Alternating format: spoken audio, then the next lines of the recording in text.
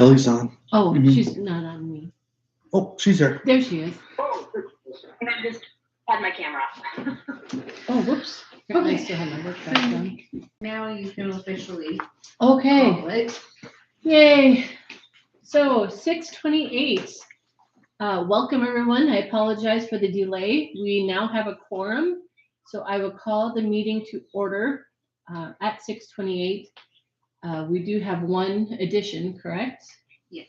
We're going to add a signature for it's assignment of developers' rights to TIF number 1 reimbursements. So I'll explain it when we get to it, but that will be added to the agenda. Otherwise, has everyone had a chance to look at the agenda? Yep. Yes. Okay, is there a motion to approve? I make the motion. I'll second. Okay. I have a motion by Rick, second by Austin. Any other discussion? All in favor? Aye. Aye. Opposed? Motion passes. We're gonna have to talk about Rick. All right, yes, yeah. Any public comments? We don't even have the paper. So that's a no. Okay, so we have an update from Banner. So I will turn it over to Banner, please. Right. We'll go first. Kelly, would you be able to please share your screen? You bet. And everybody can hear you and see you. Great. Okay. All right. So first of all, thank you for the opportunity to work on this. Back in October, the city asked Banner to put together a study of what your capacity is. We looked at both how much water the system will hold, as well as how much waste it will treat. So what we wanted to do today was go through what our analysis was, give you a summary of what we found, and answer any questions that you have on that. So I got a picture up here of your system. Just want to make sure the terminology I'm using, we're all on the same page on what I'm talking about with the system. So what the city has are 4 stabilization ponds, followed by 2 artificial wetlands for their treatment. Cell 1 and cell 2 are the 2 largest cells, and those are throughout the report I call them the primary cells. So those are the 2 cells where wastewater goes into first for treatment. Then it follows, wastewater goes into cell 3, then cell 4. The city is allowed under your permit to discharge from cell 4 if you can meet your permit limits. That's called outfall 002 in the surface water discharge permit. But the typical recommended method of flowing through the system is that the water would be transferred from cell 4 into the first artificial wetland cell, cell A, which is that long snake-like looking one, and then into artificial wetland B, and then it could be discharged at outfall 001 to the lake Preston. So one of the first things that we did in looking at the capacity study was just look at how much water is coming into the system. I realize this chart's a little bit busy, so I want to explain what I've got here and what it's showing. So looking at the green bars along the bottom, that is the monthly water use for the city. We had data from 2011 to 2015 for this study, and then we had a gap in the data. And then we had data from 2019 to current, and I looked at through September 30th in this analysis. So what this is showing here is that those green bars along the bottom show how much water the city is using in total in the month. One of the things that we did notice in looking through this is that there was a reduction in the water use. If we kind of split the data before 2015 and then after 2019, there was a decrease in the amount of flow, the amount of water that citizens are using. Back in 2011 through 2015, the city was using about 53,000 gallons per day, and that worked out to about 90 gallons per person of water. Then when we looked at the more recent data, that water use had actually gone down. We were seeing about 40,000 gallons per day on average, which worked out to about 68 gallons per person per day. So that's what those green bars are across the bottom. So that's one of the main things that sends water to a wastewater system is just the city's water use. The other thing that we looked at in looking at how much water comes into the system is how much precipitation falls. So obviously that's going to fall on the ponds, but it also can affect how much water comes into your sanitary sewer lines. You'll see water coming through manhole covers, just kind of that immediate reaction. But you'll also see that as the ground gets saturated, if the lines are old, you're going to see a lot of water coming in through that groundwater. In the report, we use the term infiltration and inflow, so that when that water from the ground comes into those pipes, it's infiltrating into the pipes. And then we'll also see water flowing in through a more direct route through manhole covers or through sump pumps, things like that in the city system. So that can really affect how much water is coming in. So that blue line here is the precipitation. In each month, the total amount of precipitation. And we've got over here on the right side the inches of precipitation. So you can see you've had some periods of some pretty significant rainfall through the period that we looked at. And then the last thing on this line is how much wastewater the city's recording coming into the system. So that orange line here is showing you total 1 million gallons per month coming into the system. And you can see that really it's kind of been all over the place. And I'll show another chart that gives a little bit more detail on that. But you can just see visually here that at times the wastewater coming in is pretty similar to the water use of the city. Those usually kind of those drier periods.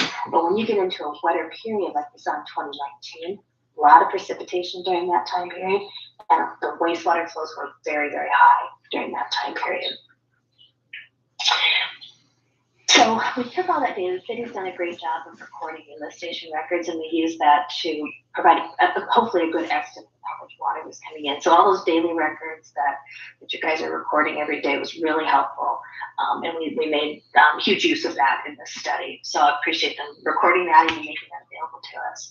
So what I've got here is a chart of different ways that we looked at your wastewater flow. So taking all the data we had from 2011 through current, just took an average of that, how much water just on average is coming into the system. And it was just short of 90,000 gallons per day that comes into the system. That's on average. But what you can see here is you look at some different periods of what would be kind of the maximum that also has come in, and that went up way higher than what just your average was. So looking at that time period, the maximum amount of flow in a single day that the city's reporting coming into the wastewater system was nearly 1 million gallons per day. So 996,659. And this probably wasn't even an accurate amount because the city ended up having to bypass water during this time because it was coming in so hard and fast on you. This happened in April of 2019, but that's what we recorded on the maximum day. So you can see that's more than 10 times what your average flow is. So that was a very high influx of water in just one day. Then we also looked at kind of a little bit longer period of time taking an average. So we just did kind of a running average of looking at each day of flow, what would be that 30-day average? So looking at, roughly a month at a time, what was your highest month? And that was about 500,000 gallons per day, 453,000 gallons. And that happened in May of 2024. So earlier this year is when you had that highest 30-day period of just steady flow. So for 30 days, you had almost 500,000 gallons of water per day coming in. So that's a lot of water through that time period. Then we also stretched out to some longer periods. When your wastewater system was designed, your stabilization ponds were designed to handle 150 days of wastewater coming in. So the first thing we looked at is what's, through that time period that we had, what's the maximum 150-day period of wastewater that's come in. And that was 242,000 gallons. And that happened actually earlier this year as well, May through September of 2024. So a lot of rainfall through that time period. And as a result, you had a sustained period of 150 days where you had over 250,000 gallons of wastewater coming into the system every single day. Looking at a little bit longer period of time, your entire system, when you add in the artificial wetlands, it was designed to give you at least 180 days of treatment and storage. So we looked at that 180-day period, 180 days straight, how much water came in the maximum period. And that was over 200,000, so that was 250,000 gallons per day. That also was earlier this year from April through September of 2024. And then finally, we stretched out a little bit longer periods of time.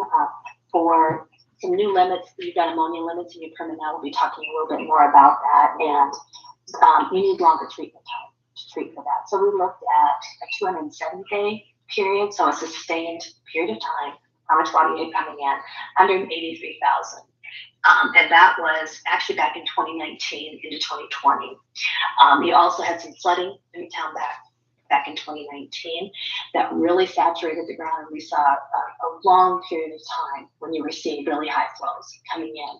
And then that maximum 365-day period for a year, that was from 2019 into 2020, you had 175,000 gallons a day coming in. So it was a lot of wastewater, and that's double what your normal average flow would be. I'm gonna stop right there and ask, do you have any questions on what I threw a lot of numbers at you? Yeah, Does that all make sense? So Kelly, just one of the things to recap, the average day number, that should be pretty explanatory, right? That's the average daily flow over the time period of record.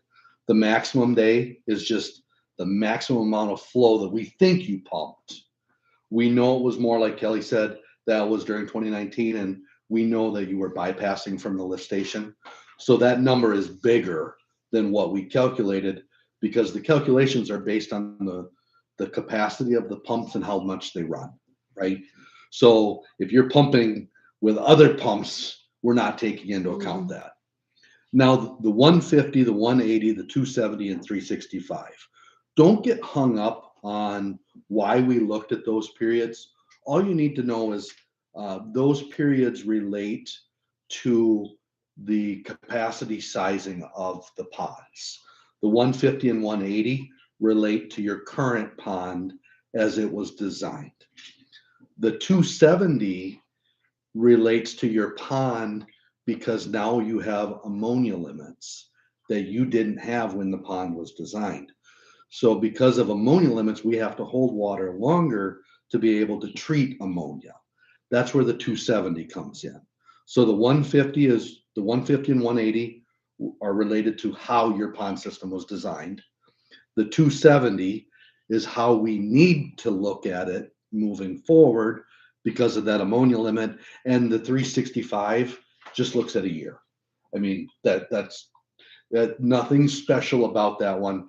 The special ones are the 150, the 180, and the 270, along with the average day. So the average, the 150, the 180, and the 270, you will see those numbers again when we start talking about okay, this is all great. What's our capacity?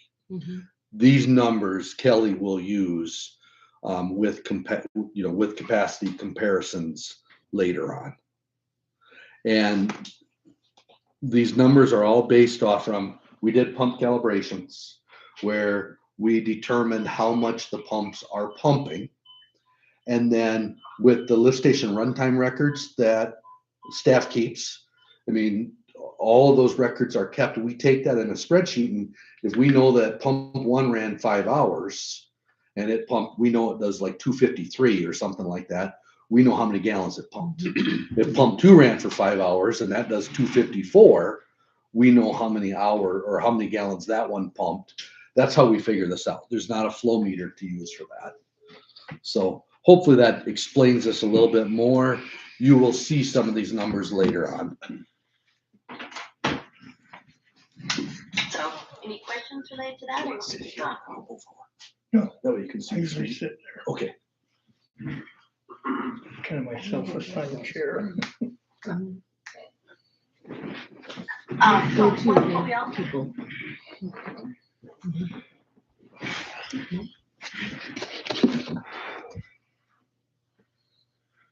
Brenda pushed the button and we Sorry, lost you. Yeah, because We only have 15 minutes left We and only she's have trying to figure out how to fix that. 15 minutes left of this meeting.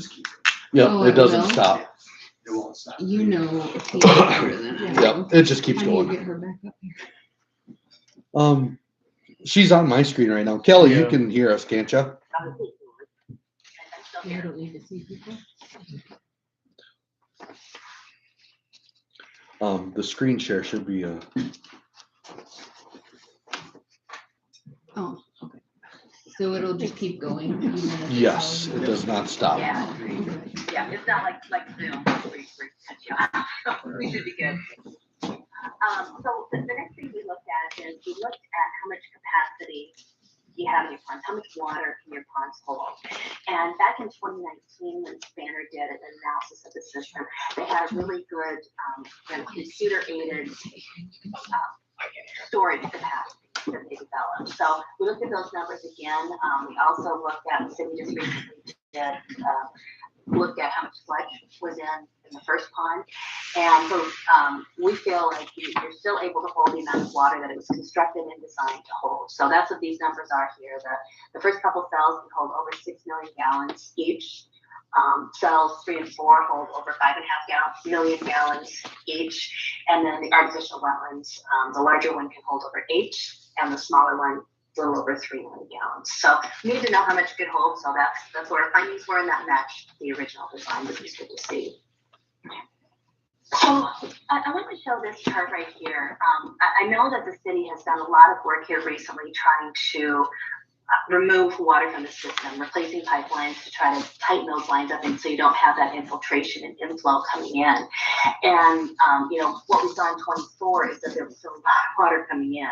But what I wanted to show here is the work that the city has done, you are making good strides. So the 2 lines I have here, the blue line is how much total wastewater was coming in per month in 2022, and then in 2023.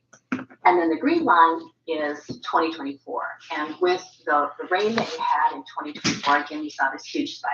So I think what the take-home message with this is the work you're doing is paying dividends. We're seeing some improvement, but there is more work to be done. 2024 really showed that there's still some areas where there's a lot of water coming in. But what is interesting to consider as well is that in 2024, from April through June, I looked at rainfall records going back to 1970. And I looked at 3-month periods, by month have a quarter. And the quarter of April through June of 2024 was the highest on record dating back to 1970. So we had a lot of rain in 2024. And consequently, you did have a lot of wastewater coming in during that time. The other time period that I had access to with the wastewater flows was back in 2019. You had a lot of wastewater coming in, and that was when you had flooding in town. And we saw that nearly 1 million gallons per day coming in. That peak that we saw in 2019 versus the peak we saw in 2024 was about at least 25% less. So what that shows us is that you're shaving off the peak, but we're still seeing some really high flows coming in. So that's kind of what I wanted to show with this graphic. So at the end of the day, when we start talking about how much capacity you have looking at normal flows, keep in mind that you've still got some times when you're going to get some high flows coming in with the system as it is right now today. That makes sense. So you So can ask a question? Yeah, you bet. Yeah, go back to the previous screen, please. Yeah. Yeah, ignorant question here. When you're talking about wastewater, are we talking sanitary sewer, or are we talking storm sewer, or both? That is a great question. What we're talking about is a sanitary sewer, all of the wastewater that comes out to your ponds. And maybe I'll refer to Dennis and Cedric. So our infrastructure is so broken that all the rainwater is getting into our sanitary sewer. Your system is so old that it does allow water to come in. And that's where the work that you've been doing to replace those lines is paying dividends, but you're not done. Okay, I thought that's what you were getting at, is just eye opening. Yeah, exactly. And like I said, I did want to show that it's making progress because I know the city has put a great deal of time and effort and money into doing this work. And it's helping, but you're not done. That would be part of the take-home message.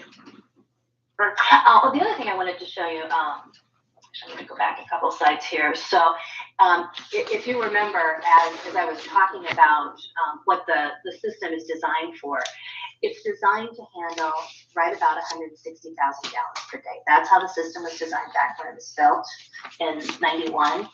And so your average flow is low under that. But some of these peak flows that you've been seeing are well over that design flow. Yeah. So I wanted to kind of compare that 160 to all of these numbers here too. Great, thank you. Yeah. Okay, so as we talk about that, 160, so as I mentioned, we're right at about 90,000 gallons per day is what your average flow is. Looking at that 180 days of storage and treatment, what it was designed for was 162,000 gallons per day. That's what the system was designed for, and we believe it still got the capacity that it was originally built and designed for.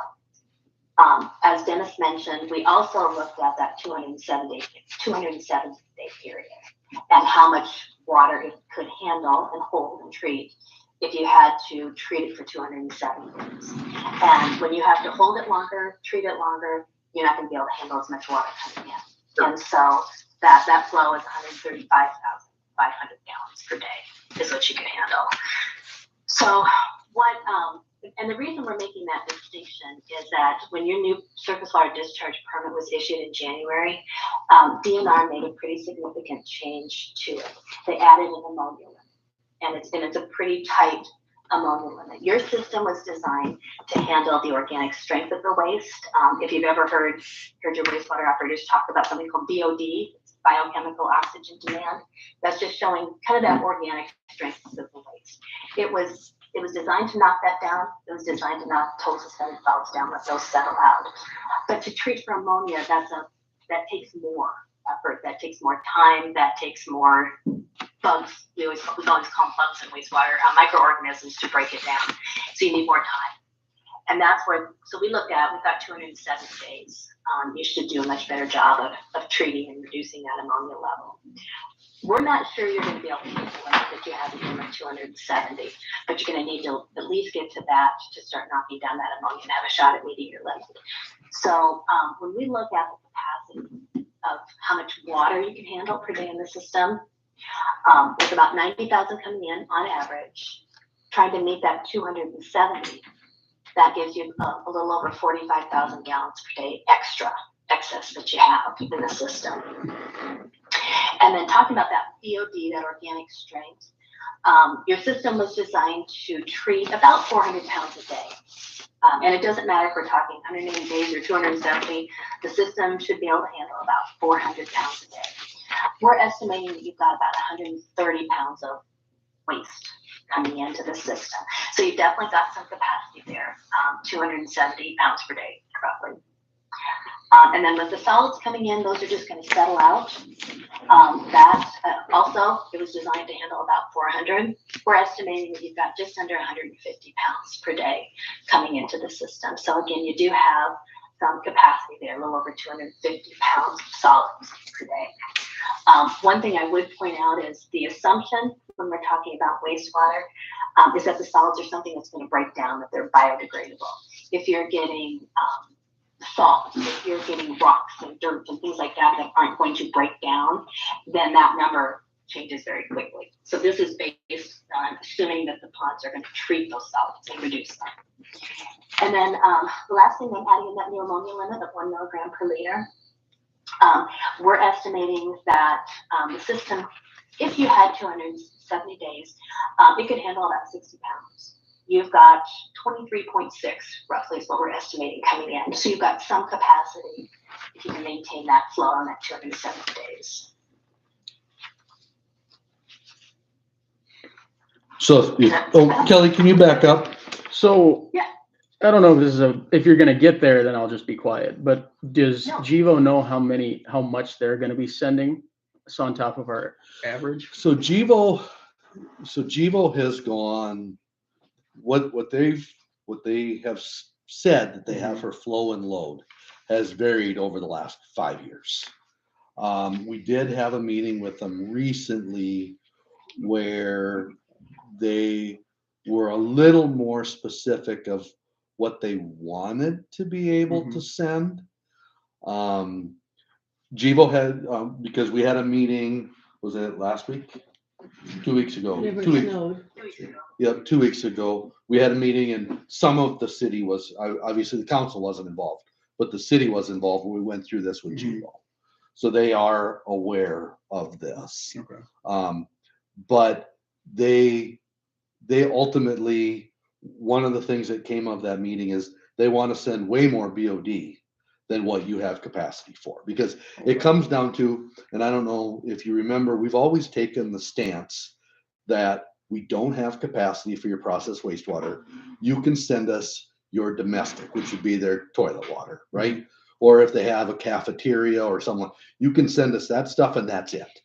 Well, they wanted to work with you guys to do the study to find out what you had for capacity, because they do ultimately want to send processed wastewater, but they don't know what they're going to be able to send you until they get this. Okay. Now, this did kind of take the air out of their sails a little bit, but that doesn't mean we're still going to be talking. We have another meeting with them coming up, scheduled for this Thursday, that we'll try to reschedule, where the city will be involved again, and we'll just see where they want to take this. But so to answer your question, more than what you can handle is what they've asked to send, more than what you can handle. And tonight is just a matter of you seeing this, and then we would recommend that you don't give them all of your excess capacity. You have to retain some. Typically what we see and what we recommend is you don't go over 80% of your capacity. Because if you allocate over 80% of your capacity, not your excess capacity, but 80% of your capacity, you should then at that point in time be planning for capacity improvements, right? You don't want to push it to 100% and run it that way day in and day out, because once you're at 100%, it means you should be building. You should be building more. So it's just a matter of going through this tonight. We have some recommendations. We can talk more about it. So again, this is the excess capacity. It's up to you guys to decide how much you're willing to give GEVO. We do have some recommendations on that, but our recommendation would be to not give them everything you have. No, of course not. And I think it was assumed that they were gonna send way more than what we could currently handle. And where we see this going is that they may ask coming up here soon, what would have to be done to expand capacity? How much would it cost? Because ultimately they're a business, and if they can pay you, the meeting is full. Is that that hour thing? It might be. Yeah. You get up to 60 minutes per meeting. Oh. Wait, I can push dismiss maybe? Are you still in the meeting? It says join. Should I push join? Yeah. I wonder if we lost everybody. It did say that Kelly was in the waiting room. I just clicked dismiss Dennis and then rejoined. Okay. Kelly, are you there? Did you admit us, Brenda? I haven't joined yet. Okay, there you go. I got a message saying it was full. Right. Your current Teams plan gives you up to 60 minutes per meeting. So now we're new. Okay, so we lied to you. Yeah, I did figure this out. So admit Dennis, but we need to figure out how to get. Right, and now it's starting when you're right. Yeah, but we need Joel back. And he might not know how. You might have to Oh, share there the. you go. There he is. Good.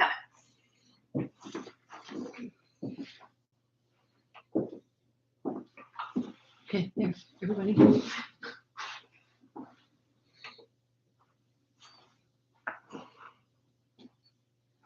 I got to move it off. Sorry, folks. Yeah, we all did. I think you all did. It's not just you. Basically, after we forced you, that would just keep running. It basically kicked us out in an hour.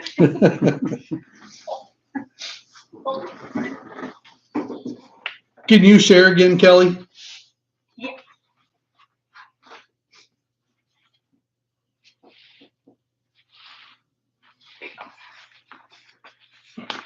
Well, we have an hour, right? We should have enough. But what do we know?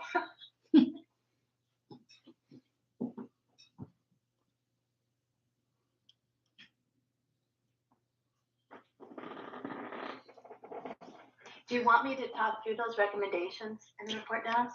I'm not seeing Kelly's screen. Mm-mm. Is it not? Oh.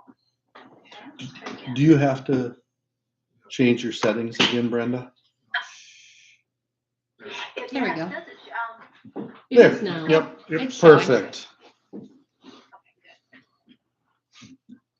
I would say, Kelly, we could just keep going through the presentation, and when we get to the recommendations. Actually, this was kind of where I ended. It was just with this capacity stuff, so. Okay. Yeah, so I guess we could then jump into the recommendations. Okay. Why don't I just, I'm gonna share a different window here. So, if anybody has the report, I'm sure you've read it cover to cover, but. All 117 pages. Do I get partial credit? You got the good stuff anyway. So I told them when we met a couple weeks ago, I went with the show your work method here. I wanted to be sure that it was real clear on how I was coming up with the numbers and the recommendations. But yeah, the very beginning and the very ending is probably the most interesting stuff. So on the recommendations section here, we've put together a few ideas on both that will help with the operation of the system, the maintenance of the system, as well as some of the recommendations on, like we talked about with the 80%. So I'll just go through these here in order. Number one recommendation would be continue the work that you've been doing to reduce the I&I, the infiltration and inflow. Looking at those numbers, those tables that we have there right to begin with, where you've got that number is coming down for those averages, but you're still seeing those really big peaks. And we need to shave those off, and the better job city can do of shaving off those high peaks, managing the flow a little bit better, that's going to give you more capacity. And when you have more room for water, you've got more room for treatment. Want to put in a plug for the city continuing to record those lift station records. Like I said, that was hugely helpful, and when we use that extensively in doing this study, and being able to see how much water is coming in every day, it is really helpful when you stop and take a look at how your system's working and what more you can do. So definitely keep that up. One thing we did see is that the city has not calibrated those pumps in quite a while. It's important to go in like at least every year and check and see exactly how well they're operating. What we saw is the last time they were calibrated, I think it was 2014, and then Dennis went out and helped the city calibrate them again this year. And we saw a pretty good drop off in the performance of the pumps. City's done maintenance, they're just going to slow down as time goes on. And so when that calibration of how much they can actually pump per minute is really important to tie that back to those lift station records. If we don't have the right number, we could be over and underestimating that. In talking with the city, I know you use both ponds 1 and 2. I wasn't sure exactly how you're splitting the flow, if you're just automatically the water is split between the two, or if you go to one for a while and then the other. But either way, you need to be operating cells 1 and 2 as your primary ponds. If you send all the water through 1 and then just let it flow through the system 1, 2, 3, 4 to the wetlands, you're not going to get as good a treatment, and it's going to really reduce the capacity. So really wanted to reinforce the fact that you want to be, those ponds are pretty equal in size. You can split the flow pretty equally between them, and that's really going to improve the treatment that you got. You're going to be able to handle what it was designed to handle. That's how it was designed to operate. Another recommendation would be making sure you keep the proper operating depths in the ponds. You've had times where it's been too low, and there's been times that it's been too high. The ponds were designed to operate between 2 feet and 5 feet. Keeping at least 2 feet of water in the ponds is important to protect your liner. You've got a clay liner, and that'll dry out and crack if the water gets too low. You also want to keep those bugs that are doing the treatment. You want to keep a population of those in your ponds all the time. So it's important to keep at least 2 feet of water in the ponds at all times. But you don't want to go above 5 feet. The way the ponds were constructed, it's important to have that excess water, that excess space, we call it freeboard above that 5 foot level. You got another 3 feet of berm out there. You don't want to be using that for storage and treatment, certainly for long term. The ponds are not going to treat as well when they're operated more full, deeper. You're also going to get some erosion on the ponds. You can get some structural damage to them. So it's important to keep it between that 2 and 5 foot level all the time. And to better manage those flows, the city really has not been using the artificial wetlands for the last several years. Those are going to hold a lot of water, and during those time periods when they're getting up above 5 feet, it's a really good idea to get that water transferred out to the artificial wetlands. Those can go dry when they need to, but you don't want to be above 5 feet. Which leads a good segue to the next one, use the artificial wetlands. So pretty well touched on that. The artificial wetlands are designed to have vegetation that helps filter the water. It helps those bugs improve the treatment, but you can get too much. You can have too much of a good thing. And right now, the vegetation in the artificial wetlands is pretty heavy.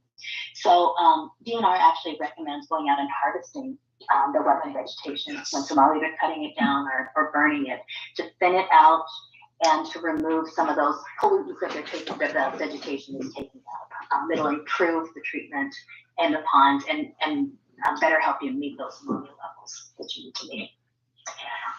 Right now, especially with the ammonia, we were really making some educated guesses on how much was coming in and how well your system can treat the ammonia. So something that would really help as you start looking at the capacity of the system going forward is to sample the ammonia that's coming in to the ponds before it even comes into cell 1, as well as it's coming out of cell 4, as you're using the artificial wetlands. Let's see how much the ammonia is reducing, how much treatment you're actually getting. That'll give you a much better idea of what your current system can handle and maybe what additional you need to add on if you can't meet those limits that you have in your permit. Typically, when DNR puts in a new limit, especially a new ammonia limit, and especially when it's as stringent as what Lake Preston has, they usually will offer the city a compliance schedule. I'm not sure why that wasn't done this time for the city, but you do not have a schedule. Your ammonia limit is in effect now. And like I said, it is very stringent. I did reach out to DNR to see if they would be willing to discuss this ammonia limit, maybe make some changes to it. They said they are not, but they are willing to offer you a compliance schedule if you need time to meet that. I would strongly recommend that you do ask for that time. You've got a lot of moving parts here right now. The ammonia limits right now, I think you'd have trouble meeting as is. If you're bringing GBO into the mix, that's going to make it harder for you to meet it. You need time to figure out what your system can treat, to see if you need to expand your system and then get that designed and constructed. That's going to take some time. So I would definitely recommend that you contact DNR and begin the process. They're going to have to open up your permit and public notice it again to add that change. So I would recommend you start talking with them about that as soon as possible.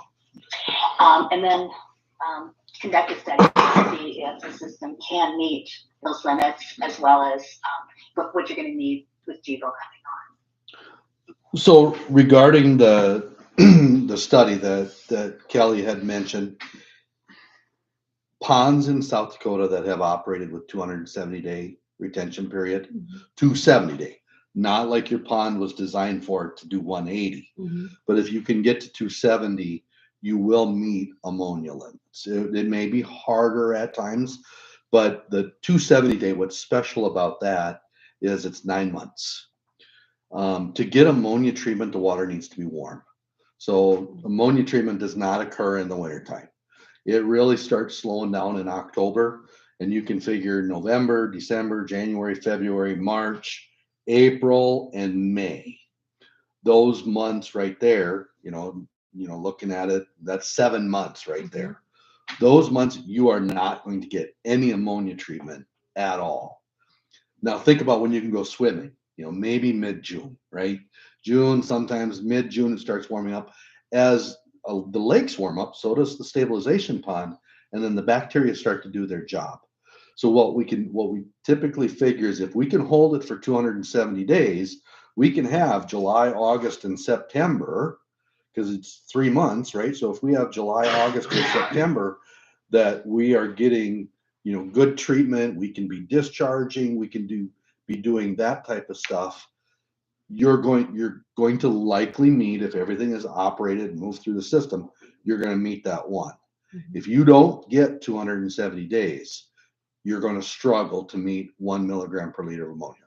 Plain and simple. It's going to be a struggle. Mhm. So it comes down to the DANR imposed this limit that just went into effect, and it drastically limits your capacity. Because we could have said you were good at 180. Now we're telling you we got to add another 90 days of storage. Mhm. Well, that took it from, Kelly, it took it from 162 135. to 135. That Yep, knocked your exactly. capacity that much Mhm. that you lost. Right. So now, Kelly, in the past, and I don't know how Aaron would view this now, because there's been some turnover at the DANR, but in the past, the DANR was willing to offer a compliance schedule no longer than the length of a permit, which the length of a permit is 5 years. Right. That was always, and one of the turnover was me. When I was there, we always understood that EPA's rules only allowed a compliance schedule during the permit term of 5 years. EPA has now come out and said they will allow a compliance schedule that goes beyond that 5 years. And I don't, as far as I know, DNR has not done that on a permit yet, but they can, at least as far as EPA is concerned. So I would shoot high for getting yourself as much time as possible on a compliance schedule. Yeah, we have nothing to lose Mhm. to ask for a compliance schedule. And and the reason I asked about that 5 years is because theoretically we could ask for 5 years, which means those limits won't go into effect essentially in this permit. Oh, Right? Even though right now they're presented in this permit, Mhm. if we can get a 5-year compliance schedule, they won't go into effect for 5 years.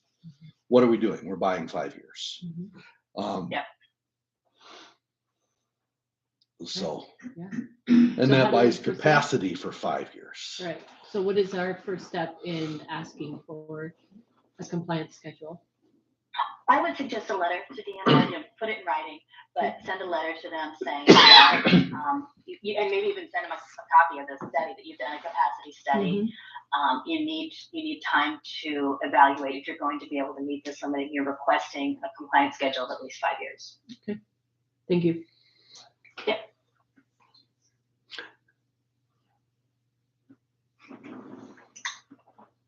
Then I think a couple more recommendations here. Did any other questions on all that?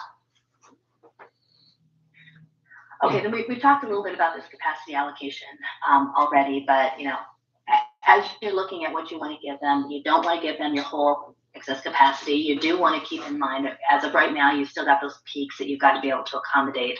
So you do want to be careful in what you allocate to them. One thing that would really help as you're talking with them, and this goes into the next recommendation, is to require that they have equalization of their flow. And what I mean by that is that they have the ability to store several hours or even up to a day's worth of flow on site and then give it to you at a steady amount. What we see with industries like this is they'll really have some peaks and valleys in what they send, what they generate for wastewater.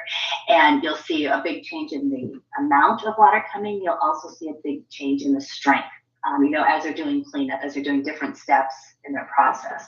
So having a tank on site that will store like a day's worth of flows and then give a steady amount to you, that allows a more consistent quality and a more consistent volume of water. And that's something I would really encourage you to require of GEVO or anybody else coming in, because that's going to make it easier for you to handle that water that's coming in. And then the last thing, that recommendation that we have is to have real pointed discussions with any industry that's coming in on what kind of pollutants they're going to send you. The city's system was designed to handle domestic strength wastewater and domestic types of pollutants. So that VOD that we've been talking about, those total suspended solids, even ammonia, systems are designed to handle that. But you don't want to be getting things like, something that's very toxic. You don't want to be getting salts. You don't want to be getting metals into the system because your system wasn't designed to handle that. And so, we're going to make the assumption that any of those things coming through are going to pass through your system and not be treated. So as they start talking about the types of pollutants that they're going to have, we'll want to look at what the state's discharge levels would be for that and assume it would just pass right through and that you're not going to be able to treat it. And we have, sorry, Kelly, just real quick, Go ahead. with conversations with GEVO so far, the stance that we have taken is that they can only discharge what we can treat. So it is things like Kelly mentioned. We've specifically said BOD, suspended solids, and ammonia. Anything else that they send has to meet whatever they send it to you, it has to meet the discharge requirements. Mhm. So if it's, anything else has to be dischargeable quality. We can only treat BOD, suspended solids, and now ammonia. And that's the hard stance that we've taken with GEVO. And what I've seen with industries like GEVO, and probably the closest comparable that we have in South Dakota would be an ethanol plant. We don't have anything exactly like GEVO, but an ethanol plant is pretty comparable. And a lot of the ethanol plants in South Dakota were generating a wastewater that was high in total dissolved solids, so like salts and minerals. And a lot of times that was if there was a hard water to begin with, they were concentrating that through their process. And that could really cause you problems if they were sending something like that. It may seem kind of innocuous, but it's going to cause you problems because you're not going to treat it. You're going to pass it through and not be able to discharge it then. And sometimes if it's high enough, it can even start messing up your treatment system, messing up those bugs that you rely on to treat the system. They're not going to like a really salty water, and they're not going to work as well. So it's really important to get really good detail on the type of pollutant and how much that they're going to be sending, and have those conversations right up front on what you are and are not willing to accept. That makes sense. Thank you. Yeah. So there was a lot of information that was presented. Mhm. So I guess the question is, so what, right? What's the next step? One of the recommendations is not to give away, so much capacity that you exceed 80% of the capacity of your system. So what that means is, Kelly, could you share that screen again with the capacity table? You see that? Yeah, not almost. It's popping up here. Okay. Is that 80% of the total capacity or of the excess capacity? Well, and that is. Has it shown up on your screen yet? So they only got like Let me try and I'll stop and try again. So it would be less than that. So if you look at, if I'm going from memory here, at the 270 day, because now if we base it off from ammonia limits, so that's the thing. Do we base it off from ammonia, I would think so. treating ammonia, or do we base it off from BOD? Because we're going to try to buy 5 years with DNR. So 135.5. You don't want to exceed 80% of that. So times 0.8 takes it to 108,400. But you're already sending 90,000 to it. So minus your 90,000, what that means is you give GEVO 18,400 is the most you would give them, because that would bring your flow up to 80% of the capacity of your system. You do the same math for BOD, suspended solids, and ammonia. Yeah. Now, sorry. Yeah, has that ever come up for you? No. It did, and then it disappeared again, Kelly. Okay. Because even if we gave them that 19,000 approximately, Yep. we'd be at our 80%, which is when we need to expand. And that would be the conversation of how are they going to help us expand? Because we wouldn't be at capacity at that time. No, the one thing we need to think about is if you give them 18,000, I'm spitballing here, it'd still leave about, what? 27,000 gallons per day Mhm. on average, right? So we're talking average only. The peaks, the peak 270 day, you're already exceeding your capacity. Mhm. But we know you guys have made great improvements with the work that you've done in town, replacing the sewer pipe. But I mean, the group of us talked about with phase 2B that is set of plans right now. We know that there's opportunity, we hope, Mhm. that it appears that there might be some lines that are connected to the system that shouldn't be. Oh, The question is, what are they draining, and how bad is that impacting it? But it just keeps coming down to, we've talked about smoke testing again, try to find those connections where there are maybe backyard area drains that are getting into the system, or if people are putting you could fix all the pipes in town. And if somebody's putting their sump pump in, that can easily be 20 gallons a minute, Mhm. right? You know, Like that. so, Finally showing up? yep, it is showing up. Thank you, Kelly. So that's what we would look at. So if your capacity is 135.5, 400, 460, you would take those numbers times 80% and then subtract off what you are already providing. And that's what that 80% would be. Now, to answer your question, do you have to go into a situation where you are looking at adding capacity? I would say that you wouldn't jump into it right away, because it's all going to depend upon, does GEVO come? How many additional people move to town, Mhm. right? Because as town grows, you're going to have more water use.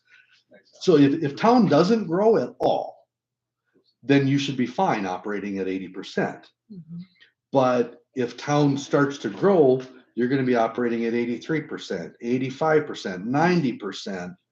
And then that's where you have to make a decision of looking at what are we going to do to increase capacity. Mhm. But this also ties right back to the DANR and that ammonia permit, that ammonia limit. Because if we can buy 5 years, granted, we're just kicking the can down the road, Right. right? We're kicking the can down the road, but it buys time to plan. So I would say it all depends upon everything we're talking about depends upon, is GEVO going to be a reality, Mhm. right? How much can you give to them? And then, how much is town going to grow? But you're right, we would have to be thinking about that. And I think that's what a lot of our discussion is going to be moving forward, is with them, what you guys are willing to give up and what are they willing to contribute.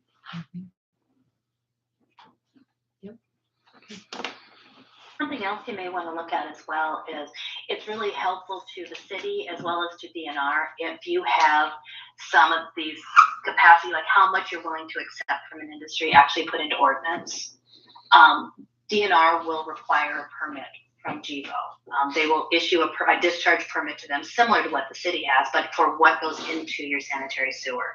They're going to try to help you enforce how much you're willing to accept. And if you've done a technical study and then you've adopted some limits in your ordinance, DNR will support that and back that up in their permit. And then that gives the city some teeth as well as DNR's permit. Ordinances, have they been done by first district? Not yet. Not yet. Last I talked to Ty, we were on his list for fall, but Okay, fall is gone. yeah. Yeah. Well, I haven't talked to him recently. they had some turnover. Yeah. Yeah. Might be this fault, right? Yeah. But Kelly, ordinances aside, we do have this capacity study that we could certainly provide to Danner with recommendations.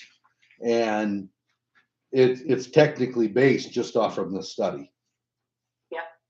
Exactly. So at the very least, if First District doesn't get to ordinances, which Mhm. I agree with what Kelly said, it's always great to get things in ordinances. The good thing is we have this. And it's also going to show DNR that you're not just trying to kick the can. You're looking at what you can do and you're planning ahead. You're thinking ahead to it, and that's going to help your case in requesting that compliance schedule. Correct. Because, so looking at the 270 days, it's 135.5. So remember the 162 and the 135.5. Now, Kelly, can you go to that flow chart again? Which one? The table. So the 162 was the 180-day capacity. Based on your flow records, it's seen 215. And the 135.5 compared to the 183.805. So you can see based on 2024, those two events both occurred this spring, correct, Kelly? Yes, the 150 and the 180. Yep. Yep. So based on this spring, what does that mean? Well, what that means is you're not going to hold water for 270 days during that time period. It's going to be less than that. And that is then going to mean that you have to discharge sooner. If you have to discharge sooner, you may or may not meet that ammonia limit. So you And that's one of still, the things that's, oh, go ahead.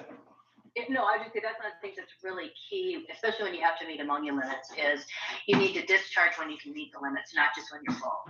So it's important to be able to time that, like Dennis said, when it's warm and you've gotten good treatment, when you've let it trickle through the artificial wetland, you want to discharge when it's ideal, not just because you're full. Right. And that can lead to, was it this last summer? No, it was last year, wasn't it?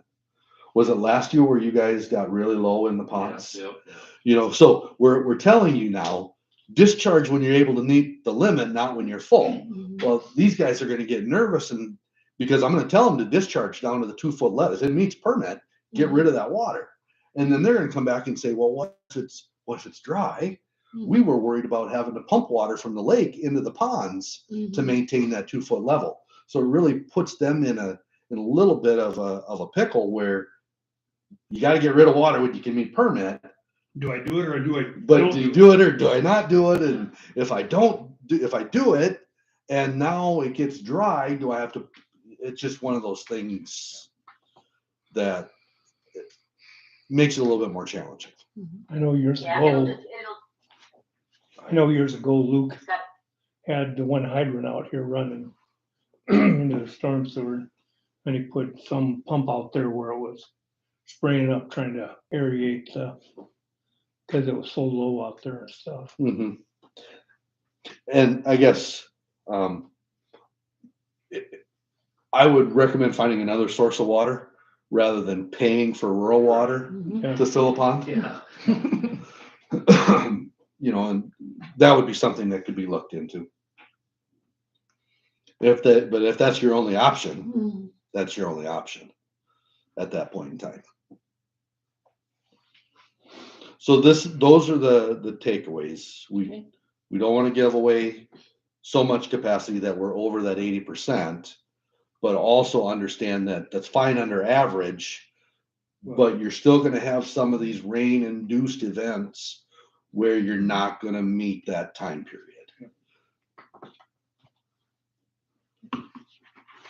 Does a decision need to be made today? Well, I would caution you guys on making a decision today. I wouldn't make a decision until GEVO asks for a decision. Yeah.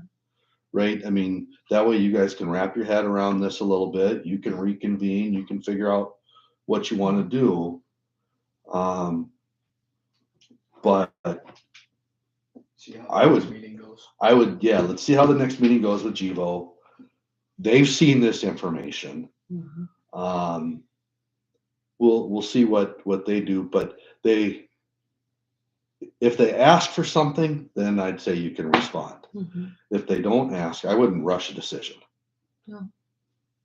'Cause we don't even know what we're deciding because we don't know what the question is.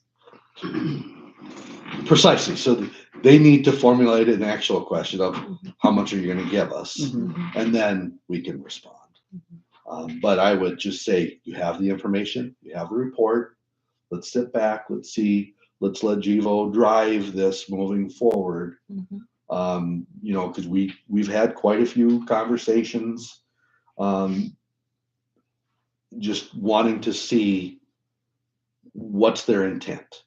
Because they're a business, they're going to make decisions based off from financial, they'll be financially driven, right? Mhm. Is it cheaper for them to treat it, or is it cheaper for them to pay you to treat it?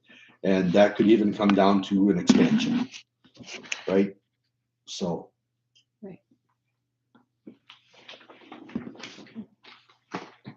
Thank you for all of this information and your time. as well. Absolutely. Even the extra 30 minutes.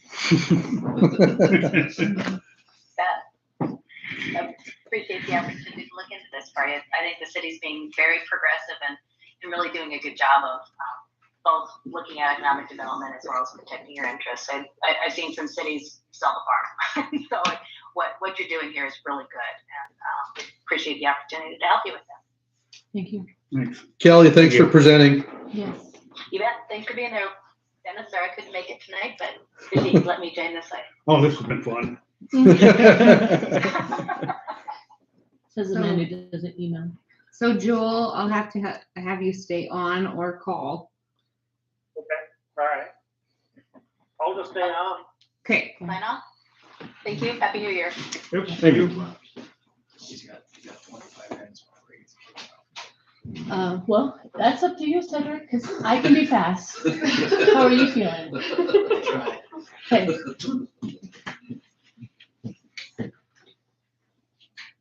The next one. I'm gonna say, there was, I'll get there out of was your just chair. so many seconds. Tick tock, tick tock. Okay. You have 4 things. I have twice that. 34.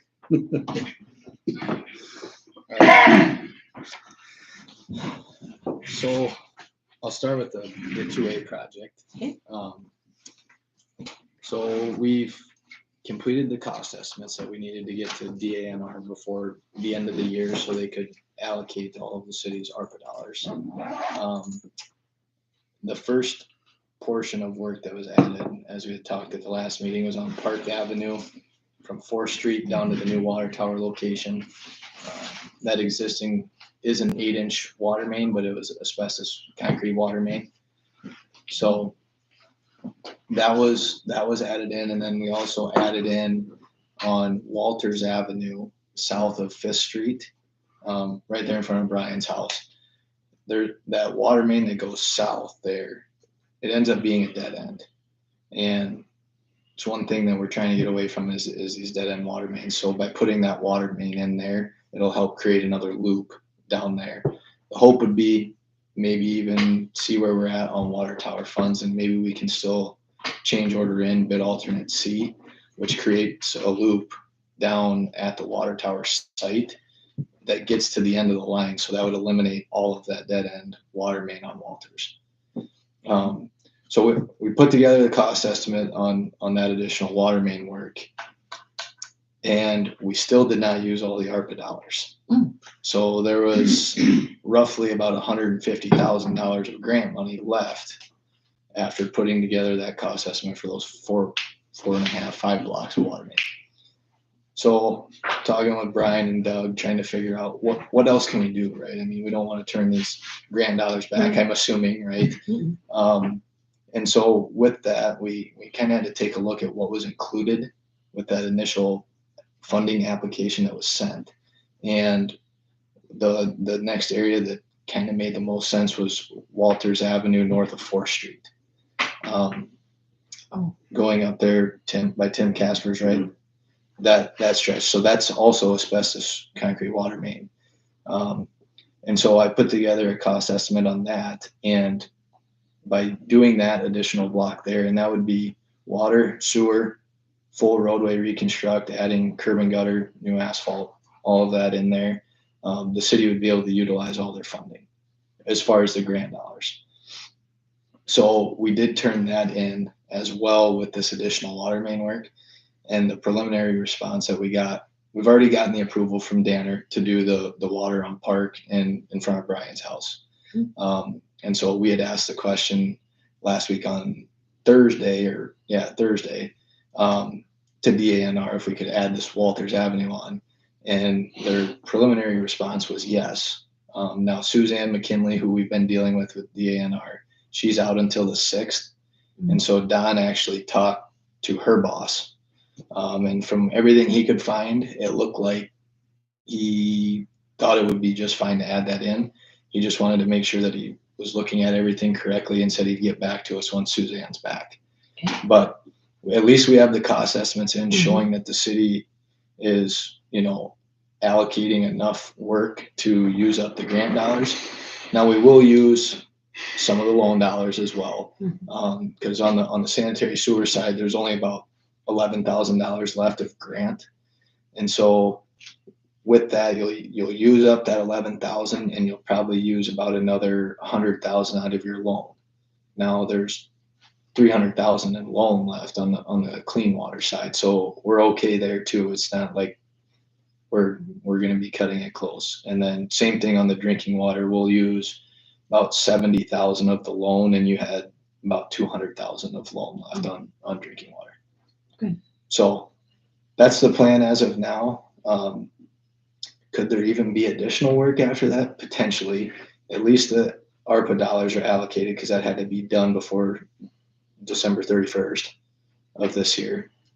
With some of that SRF money, we can, since that is loan and it's coming right from Danner, we may have the opportunity to not have a deadline, but maybe, and I've talked with Brian about it, about trying to maybe roll that into 2B, see if there's something that we can, do on 2B, depending where bids come in, even with that money. We've made it very clear to Danner that the city of Lake Preston wants to utilize all of the funds, whether it's grant or loan, because the surcharges won't change for the residents. As far as if you left that 300,000 in sanitary sewer, the surcharge for phase 2A doesn't go down on the bill. It just means that would be paid off sooner, that loan. So if the city can continue to make improvements, that's probably the right approach. So Okay. That's 2. Perfect. Any questions? Good. Okay. Phase 2B is pretty quick. Still working through that design. Hopefully next week I can get a meeting set up with Brian and Doug, go through. It's probably right around it's probably going to be the final, 90% final, and then that following week get them sent to DANR. So even if we sent it this week, we'd be lucky to even have them look at it starting next week. Just with the holidays here, it seems like everybody's been out. So I think we're still on track. Hopefully getting it to them right after the first of the year here means they can get going on it. And in the meantime, we'll do our internal review and get them ready for their comments. So when we get the comments back, we're get it finalized and get it to the city so we can get the advertisement in the paper. TAP grant. So we did receive the work order finally from the DOT. That was, what is today? That was last Friday. Is that when you stopped in, Donna? I think so. So we got that work order from the DOT on Friday. We got it signed by Vanner and the city of Lake Preston on Friday and sent it back to the DOT. Hoping to get it back soon. Sounds like it's been taking about 2 to 3 weeks to get those back. Because basically now they have to go back through another internal review it, and then get their appropriate signature on it before they can actually send out the official work order. So once we get that, then we can do the topo survey. And I've been pushing on the DOT to get that to us sooner than later because there's going to be snow on the ground sooner or later. So it'd be nice to get that topo done. The water tower. So obviously that's fairly dormant right now. No work's really happening out there. But we do have pay request 6. And a lot of what is involved with pay request 6 is stored materials down at their site in Sioux Falls, along with their shop fabrication that they've been working on. So I can't remember the dollar amount off the top of my head. but- $37,562.98. So we reviewed that. I talked to Taylor and she said that, based on everything that's been provided by McGuire, that there is justification for that payment, and Banner would recommend payment on that. Okay, is there a motion to? So moved. I'll second. A motion by Joe, second by Rick, all in favor? Aye. Opposed? Motion carries.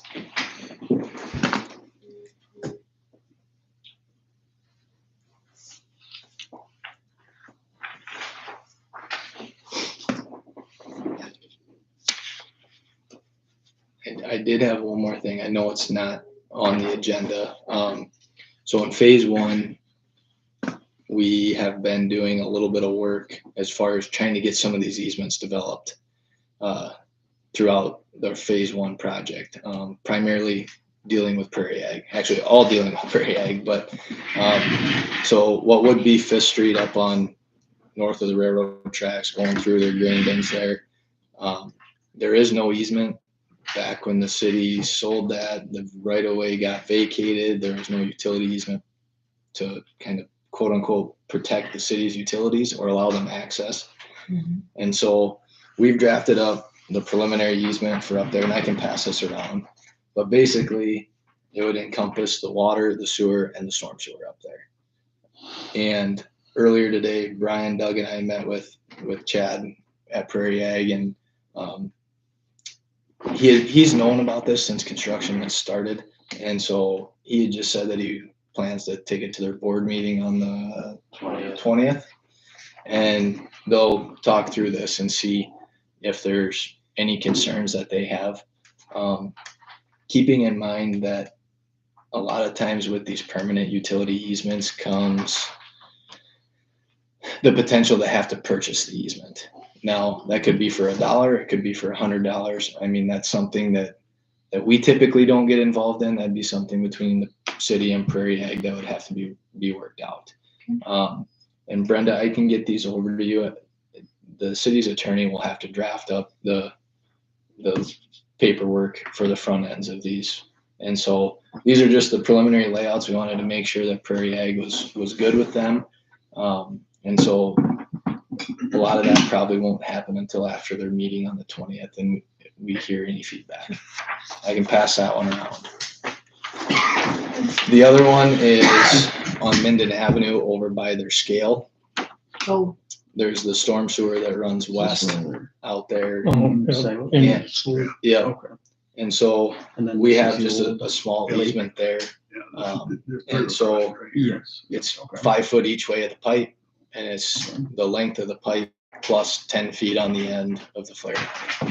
So this is one that we've talked with Prairie Ag quite a bit about. They've discussed, well, what if we expand to the north there, and this pipe becomes in conflict with what we plan to do.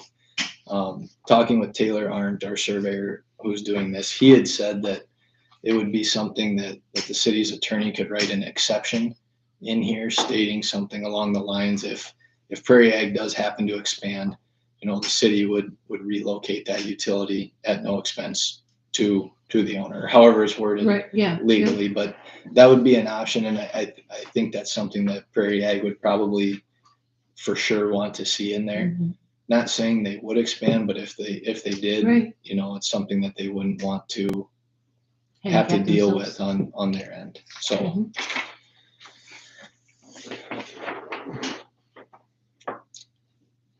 other than that, I didn't have anything else. I guess I do have one question, and I mentioned it to Brian. Is there any assistance that you guys would like in coordinating this compliance request or this compliance schedule with Danner?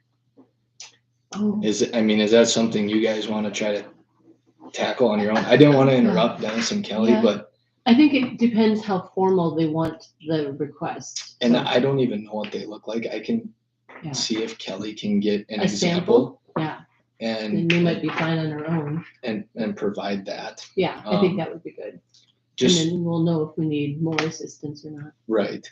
Okay. Cause just saying that you guys have to do it. I wasn't gonna interrupt because we were already running pretty long with them, but, I'll talk to Kelly, see if there's an example that she can find. Obviously, she spent 25 years at DANR, so she's probably seen a few that she could find for us and share that with you guys. Yeah. So, That would be great, thank you. did I miss anything? Think you did very well. Yes. Yeah, was I under 25? I think I made it under. Yeah. I haven't. Yeah. It Joel's says still we on have there, right? Joel's still on there. We still have 15 minutes for me to do mine before Joel gets pissed out. Perfect. Well, yeah, if something comes up, let me know. Otherwise, we'll continue to, at the February meeting will be when the official change order for all this additional work on 2A will be presented. Okay. And at that time, it'll be the change order with the dollar amounts, with the breakouts, with the plan sheets. Okay. So, Perfect. Yeah, thank you very much. yep. Where did you want to add this? I don't know. I'll have you do it in new business right Okay. away. Okay. All right, so, water, sewer, street, Doug, Good. Ryan? No, the only thing I got was just to piggyback off of what they were saying about the I for the peak floods and Oh, yeah. rains. We've discovered at least 4 water mains that we know of that run down boulevard, or sewer mains that run down boulevards that are clay Oh. tile and that would absorb groundwater. Mm-hmm. So I have a feeling that these 4 that we found that go down to no man's land. One of them, I believe, was Joe Verhey's old trailer park or whatever. Or Brock lives. Yep, Mm-hmm. back there behind there. That's one of the, what we think, so if the ground gets saturated, it's all gonna go down the pipes. But I just wanted to say that on that part. Instead of going where it needs to go, it's probably soaking in and going right into the clay tile. Something that we could end up abandoning. Well, yeah. Yep, that's, it's, something we find when they go like televising and all that too, so.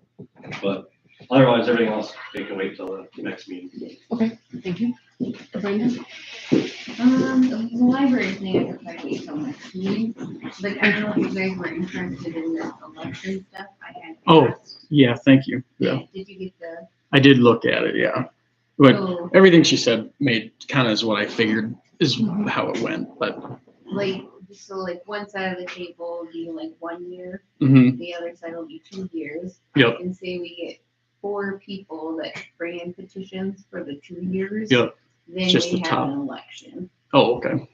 But if we get 3 people, There's no then election. there's no election. Okay. Yeah, so I like d- when people yeah. come in, they'll have to decide like, all right, well, I'll do a 1 year or a 2 year, Mhm. so. And I know you'd asked, how many signatures do you need? Did they say that? I won't have the final number until I get the registered voter list Okay. from Echo. And I didn't realize that people already made the rules. I thought we needed to make Oh, a no. set of rules for it, but No, okay. They're all from the state. Yeah, that makes sense. But if I remember correctly, like in the past, like the mayor has to do, at large, Yeah. he had to do, Is it I 25? think 25. Okay, So, the idea. okay.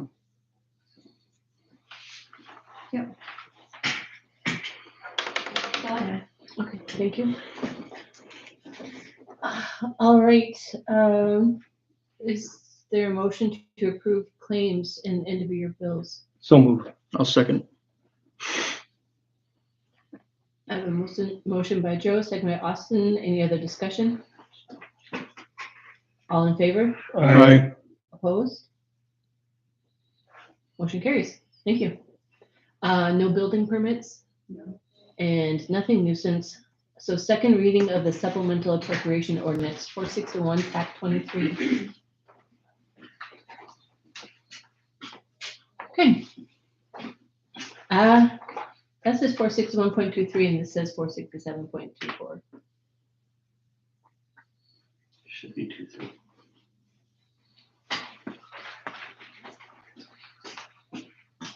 Oh, it should be that number. Okay. That may have been last year, because I Yeah. put the agenda for last year. Okay. Yeah. What's 2-4? Yeah, 467, tax 24. Okay. An ordinance amending appropriation ordinance 459, TAC 23, and providing for a supplemental budget and adjusting appropriations of the city of Lake Preston for the year 2024. Be it ordained by the city of Lake Preston, Kingsbury County, South Dakota as follows. It is hereby deemed necessary and there is hereby appropriated the following sums to meet the obligation of the city of Lake Preston, South Dakota. So general fund, total appropriations, $42,255.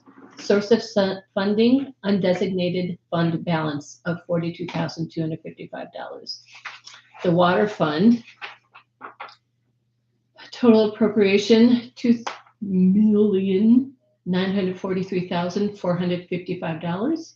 Source of funding, undesignated loan grant fund balance in the amount of $2,943,455.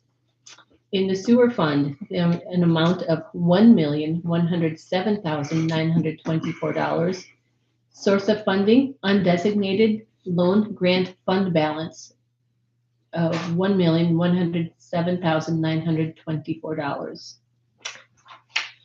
All right, this being an ordinance, it's a roll call vote. Joel? Yeah, Oh, Joe, Joe, go all ahead. right. Yeah. Yes, Joel? Aye. Awesome. Aye. And, Aye. okay. Who motion? Oh, you probably didn't have one. How about a motion? I will. Okay, I'll Joe. second. All right, thank you. Now, Joe, Aye. Joel, Aye. Austin, Aye. and Rick. Aye. All right, thank you. Yeah.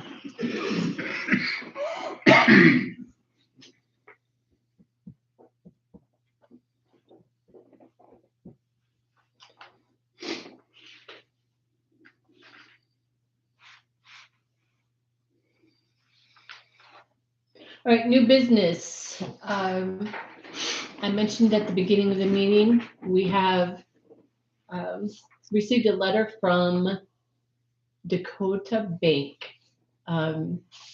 regarding the TIF we have with Headpin LLC.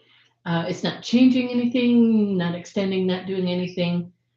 They realized that they did not have a portion in there that specifies that correspondence should be managed through Dakota Bank as opposed to Clinton Powell. So this is strictly what this is. Their lawyer drew it up, so that's what we are signing. And And basically, the money that goes, the taxes that go Right. to the county, then the county sends me the check. This initially started because I didn't know where to send Right. it to. because it wasn't explained. Mhm. So now we know checks will go to Dakota Bank, so it gets paid. So that's what this is. So is there a motion to approve? So, second. No motion. Any other discussion? All in favor? Aye. Opposed? Aye. You opposed? Or are you slow on your eye? No, I already aye. Okay, you're an eye. Okay, we heard you on the I think the name. computer. So, yeah, just to be like, okay. Caught me off guard, yeah. And that was Rick and Joe, so.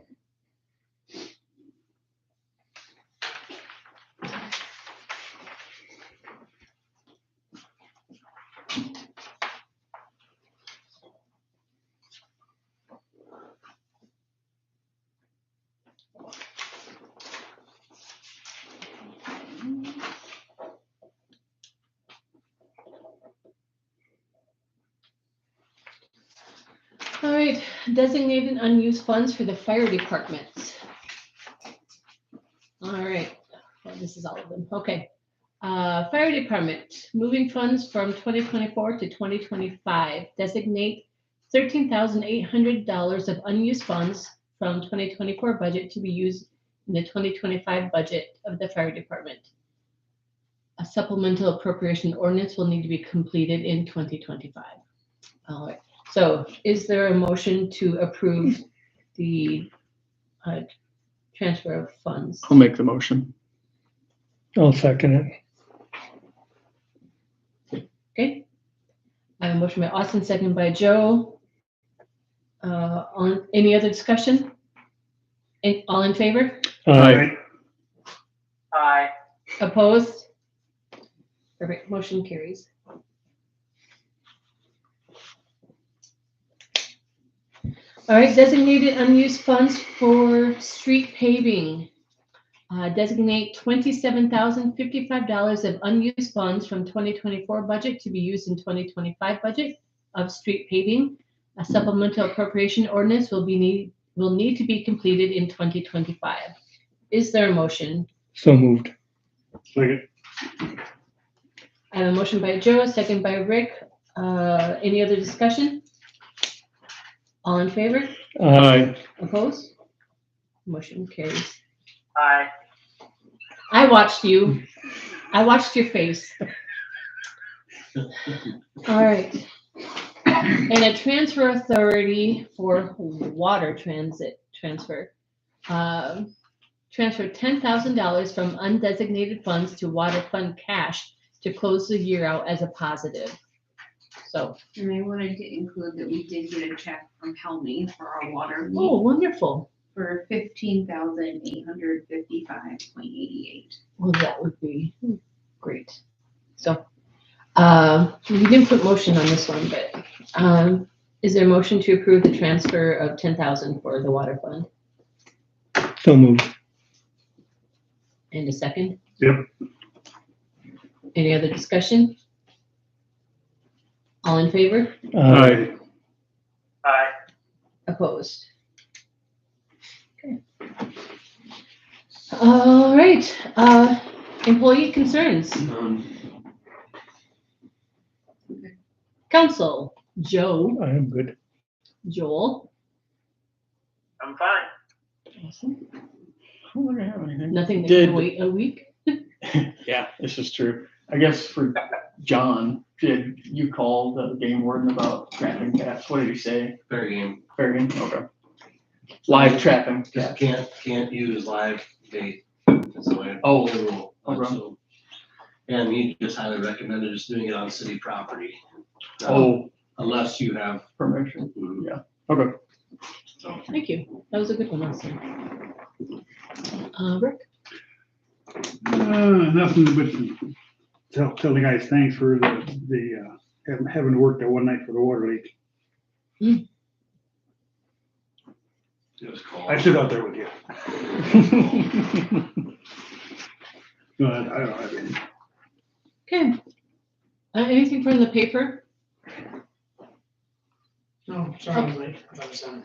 No. Well, no guess worries. what? I thought The it only was one 7. I got here at 6:40. Kelly was from where? Banner. Banner. And the other guy here was Banner. Banner. Yes.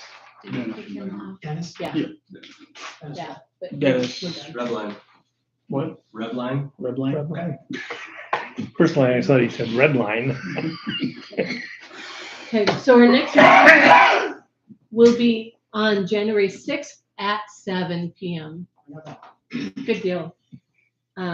Is there an executive session today? Nope. Bonus. All right, so we're adjourned. 7:57. Joel lost 30 seconds. Oh, it clicked off just before the adjournment. You good, Brenda? Thank you. Oh, it's okay. We adjourned. We're done.